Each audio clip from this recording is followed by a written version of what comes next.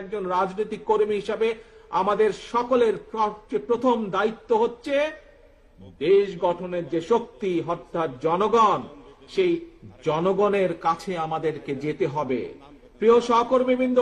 এইরকম মিটিং করে করে জনগণের কাছে গেলে চলবে না। আপনাদের প্রত্যেককে 2 জন 3 জনের ছোট ছোট টিম করে জনগণের ঘরে দুয়ারে যেতে হবে, ঘরে ঘরে জনগণের কাছে যেতে হবে, জনগণের কাছে পৌঁছে দিতে হবে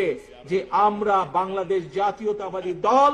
জনগণ সমর্থন করলে আমরা কিভাবে দেশকে পুনর্গঠন করব, কিভাবে জনগণের সন্তানদের শিক্ষা ব্যবস্থা গড়ে তুলব, কিভাবে যোগাযোগ ব্যবস্থা গড়ে তুলব, কিভাবে দেশের নারীদের আমাদের ক্ষমতায়ন করব, কিভাবে দেশের কৃষকদের পাশে এসে বিএনপি দাঁড়াবে, কিভাবে দেশের শিক্ষা ব্যবস্থা, দেশের স্বাস্থ্য ব্যবস্থা গড়ে তুলবে, এই কথাগুলো জনগণের কাছে পৌঁছে দিতে হবে। জনগণের সর্বস্তরের জনগণ, সেটি কিশোর হোক, সেটি তরুণ হোক, সেটি মধ্যবয়স্ক হোক, সেটি মুরব্বী হোক, নারী হোক, পুরুষ হোক, সকল জনগণের সামনে পৌঁছে দিতে হবে, সকল জনগণের কাছে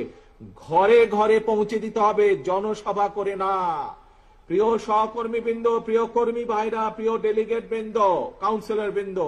একটি কথা মনে নিতে হবে, আমাদের লক্ষ্য এখন একটি থাকতে হবে, ঐক্য, জনগণ এবং দেশ গঠন। প্রিয় ভাই বোনেরা,